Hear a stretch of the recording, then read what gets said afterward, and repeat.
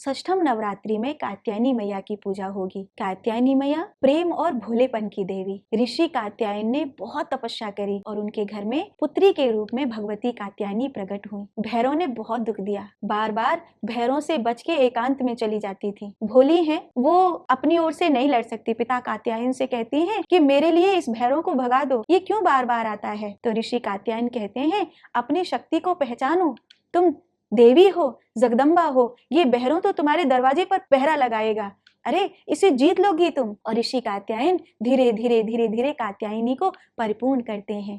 कात्यायनी के 4 भुजा हुई, फिर अष्टभुजा हुई और फिर कात्यायनी की 18 भुजा हुई, अष्टादश भुजा हुई। इसी रूप में उन्होंने महिषासुर का अंत भी किया। वो कात्यायनी जिन्होंने गोपियों पर ऐसी कृपा करी कि उन्हें कृष्ण प्राप्त हो गए। आज भी जो कन्या अपने आप को निर्बल समझती हैं, वो समझती हैं कि हमें अच्छा पति नहीं मिलेगा तो क्या होगा, हमें प्रेम प्राप्त नहीं होगा, हमारा जीवन कैसे व्यतीत होगा, उन्हें गोपियों की तरह कात्यायनी मैया की उपासना करनी चाहिए। हमारे वृंदावन में आज भी वो शक्तिपीठ है जहाँ गोपियों ने माता कात्यायनी की उपासना करी थी। कात्यायनी मंदिर के नाम से इस शक्तिपीठ को जाना जाता है और गोपियों ने इसी स्थान पर बैठकर भगवान कृष्ण को प्राप्त करने के लिए माँ को मनाया था। भागवत के 10वें स्कंद में रास पंचाध्याय में इस प्रसंग का वर्णन आता है। कात्यायनी महामाये भवानी भुवनेश्वरी संसार सागरे मग्नम मामुद्धार कृपामयी ब्रह्म विष्णु शिवाराद्रे प्रसीद जगदम्बिके मनोविलासितं देवी वरं देहि नमोस्तुते। कात्यायनी महामाये भवानी भुवनेश्वरी नंदगोपसुतं देवी पतिर्मे कुरुते नमः। हमें कृष्ण मिले, हमें गोविंद मिले, ऐसी प्रार्थना करती हैं गोपियाँ। आज भी बहुत सी बेटियां हैं जो अपने भय को दूर करने के लिए भगवती कात्यायनी की आराधना करती हैं। जीवन में अगर प्रेम का अभाव हो तो माता कात्यायनी की आराधना करनी चाहिए। जैसे उन्होंने अपने कुंवारेपन में ही, जब वो छोटी थी और ऋषि कात्यायन उनको पिता के रूप में बल देते थे, तो उन्होंने कुंवारी होते हुए भी महिषासुर का अंत कर दिया और भैरव को अपने द्वार पर पहरा देने के लिए बिठा लिया। जो भैरव जब से वो पांव रखने लगी हैं धरती पर, तभी से उनके पीछे पड़ गया था, उस भैरव को अपने द्वार पर बिठाने में सक्षम हो गई। तो जो कन्या भयभीत होती हैं, संसार में किसी की बुरी नजर से न डरो, संसार में किसी से मत घबराओ, कात्यायनी महिषासुर को मार सकती है, तुम निश्चित ही उन पापियों का अंत कर सकते हो जो अबला को अबला समझ करके अपमान करने का दुस्साहस करते हैं। आत्मबल और साहस देती हैं माता कात्यायनी। उनके हाथ में तलवार है, उनके एक हाथ में कमल का पुष्प है, उनका बहुत तेजस्वी स्वरूप है। ये याद रखो, कमल पुष्प प्रेम के लिए है और तलवार स्वयं की रक्षा के लिए है।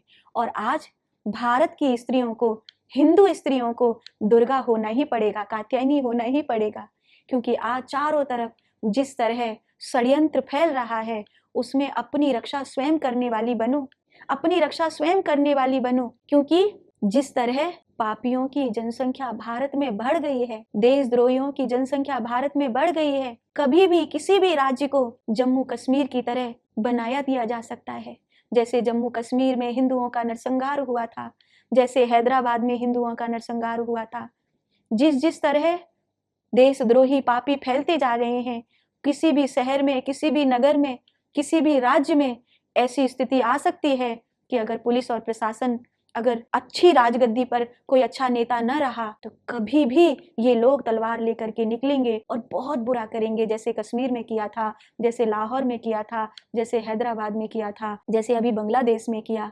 ऐसा पूरे भारत में तुम्हारे साथ ना हो, उसके लिए स्वयं को सशक्त करो। मैं तो कहती हूँ, जो भी समाज के पुरुहा लोग हैं, उनको एक छोटी छोटी अकेडमी शुरू कर देनी चाहिए, जिस अकेडमी में बच्चियों को शारीरिक रूप से सशक्त बनाना शुरू कर देना चाहिए। हर शहर में, हर कस्बे में इस तरह का एक इंस्टीट्यूट खुल जाना चाहिए, जिसमें बच्चियों को शारीरिक रूप से सशक्त बनाया जाए, ताकि मेरे घर की बेटी, मेरे घर की बहन बुरी परिस्थिति में संघर्ष कर सके, अपने आप को बचा सके। कम से कम पापी के हाथ जिंदा तो न लगे, इतना तो कर ही सके कि जिंदा उसके हाथ लगने से पहले स्वयं को मारने की हिम्मत तो उसमें आ जाए।